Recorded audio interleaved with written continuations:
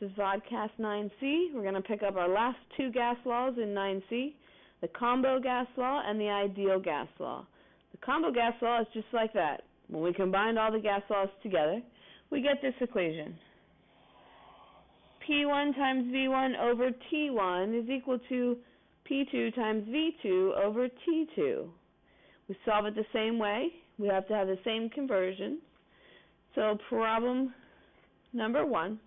A sample of a gas has a volume of 4.18 liters. That's volume 1 at a temperature of 29 degrees Celsius. That would be T1. But we have to convert that. 29 plus 273 is 302 Kelvin. That would be temperature 1. And 732 torr. That would be my P1. Now, 732 torr has to be converted into ATM. 732 torr, our conversion to torr is 760 torr is 1 ATM. If you punch that in your calculator, you get 0.963. Again, that's my P1. So I can put those in here. P1, 0.963. V1 was 4.18 liters. And T1 we calculated as 302 Kelvin. Now, what would its volume be? I'm solving for V2 in this case. At 24 degrees Celsius, 24, we got to change that. 273 is 297 Kelvin. That would be my T2. 297 Kelvin. We're solving for V2, and my pressure is now 756 torr. 756 divided by 760. Punch that on your calculator. 0.995 ATM, which is my P2.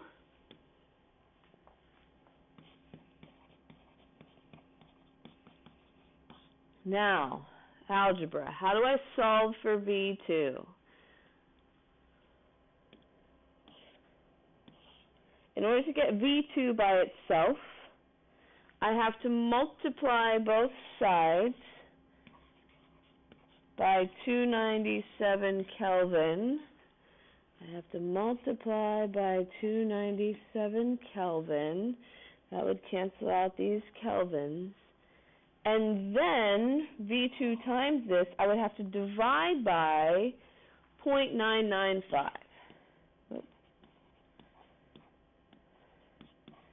And that would cancel my ATM. So pause here, try this, make sure you're good with this calculator part. When you come back, double check your answer. For number 1, you should get V2 equals 3.98 liters. If you didn't get that, try and punch it again. If you still didn't get it, come in and see me and we'll talk about how to work the calculator rearranged for algebra. Now, number 2.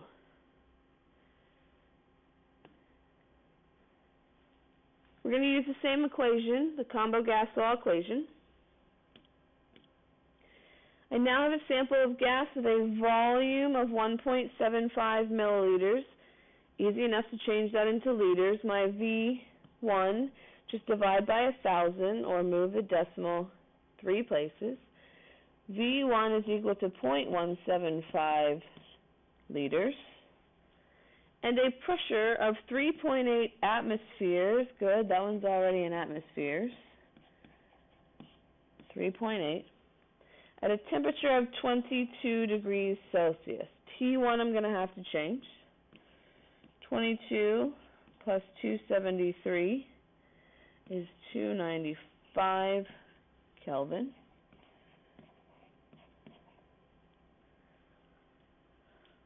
What would the pressure be? So this time I'm solving for P2. If the sample was heated to 100 degrees Celsius, have to convert,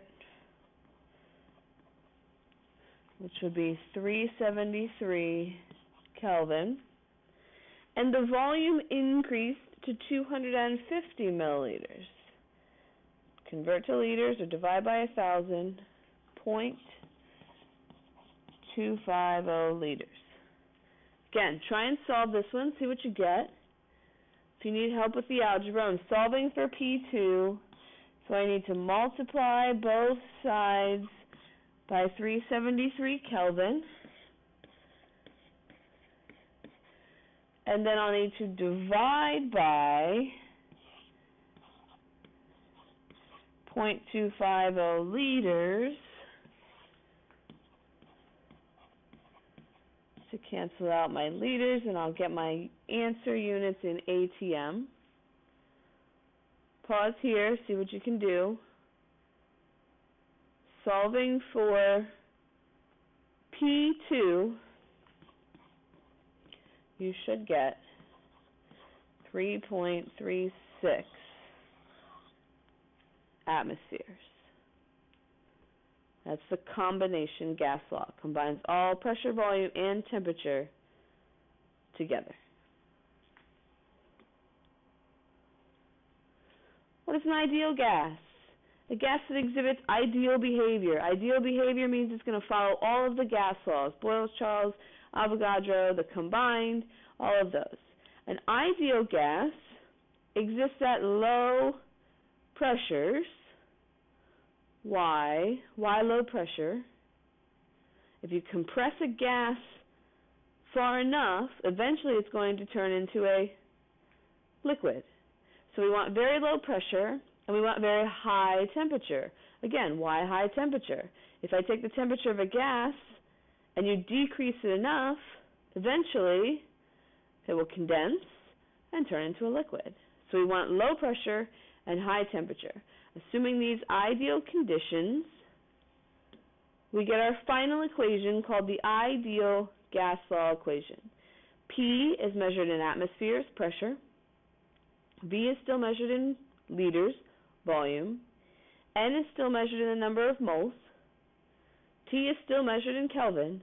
We just added this new piece, R, which is the universal gas constant. Now, the universal gas constant has all of the units. It has liters and atmospheres and moles and Kelvin. So everything will cancel out. The number, you can memorize this just like 6.022 times 10 to the 23rd, 0.08206. 0.08206 liters atmospheres over moles times Kelvin is the universal gas constant. So let's try a couple practice ones. Using the Pivnert equation, or the ideal gas law. Number one, a 47.3 liter, that's my volume, container, has 1.62 moles of helium, that's N, and it's heated until the pressure reaches 1.85 atm, obviously my pressure. What is the temperature? Solving for temperature, I know R, 0.08206 liters, atmospheres over moles and Kelvin. Solving for T, if you wanted to, you could rearrange this equation to begin with.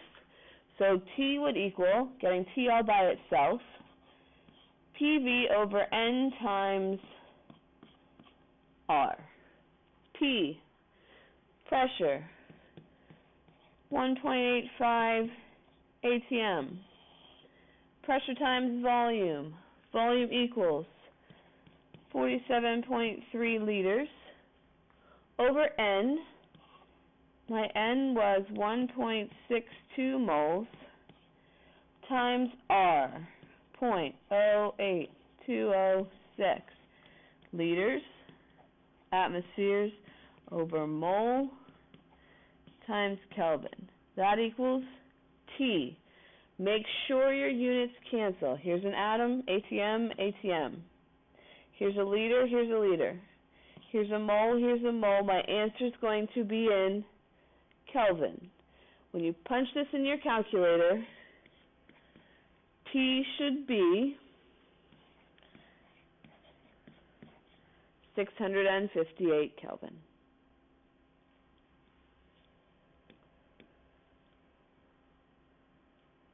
Sample number 2. Still using the same equation. Change color here. Number 2. Krypton gas in an 18.5 liter container, that's my volume 1, or just volume, exerts a pressure of 8.61 atm, that's my P, at 24.8 Celsius, that's my temperature. But what do I have to do?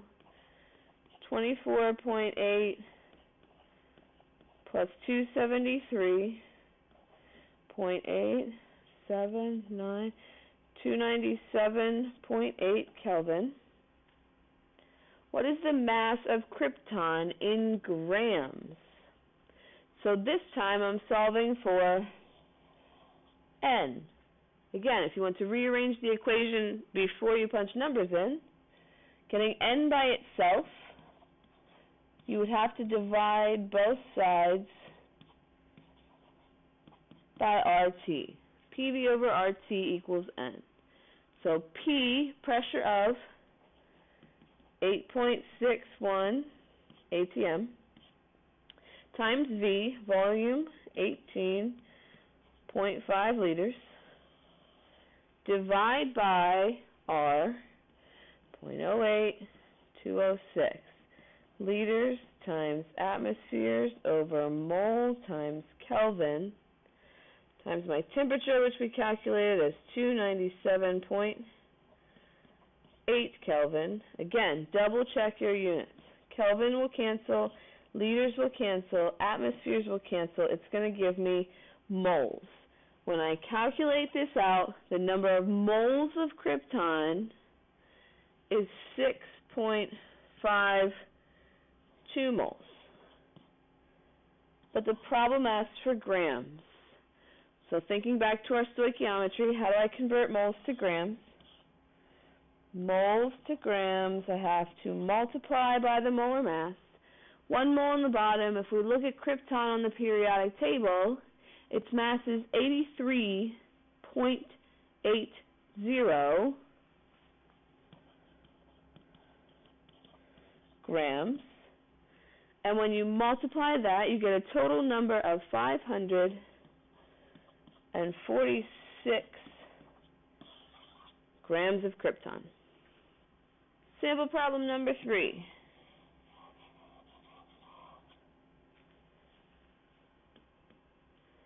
Same equation, ideal gas law. A balloon is now filled with 8.5 moles of carbon dioxide. 8.5 is my N.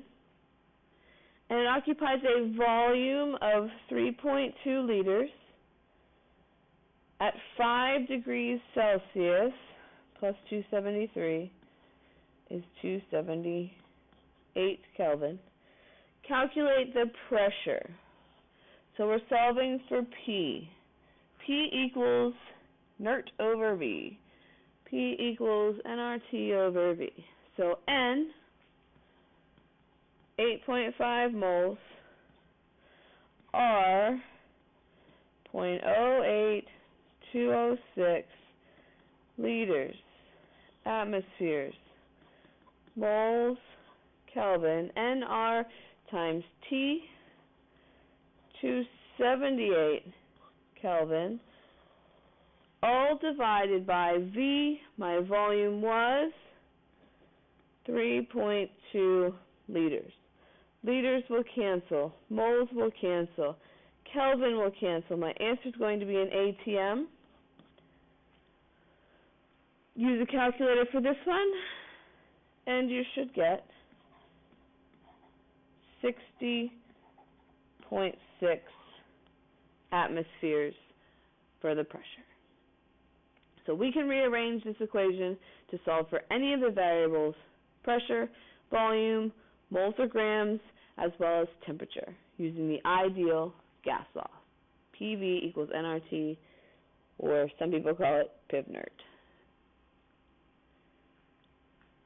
What's Dalton's law of partial pressure? If you have a partial something, it's not the total.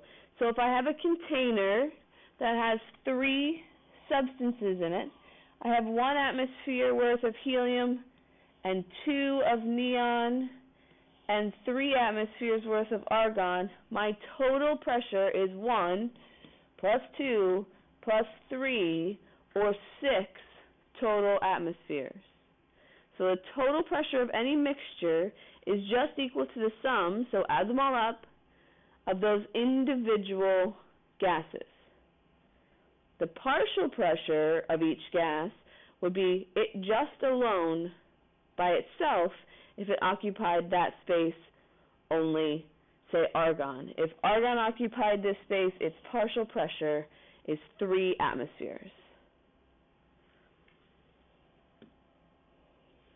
It does not matter what type of gas, the total number is equal to all the gases, however many there are, added together. So this is my total, is equal to this one, plus 2, plus 3, all together. It does not depend on the type of matter, just its pressure. So we have to just add the total number of moles to get the total pressure, or the partial pressures of all of them added together would give you the total pressure for the whole system.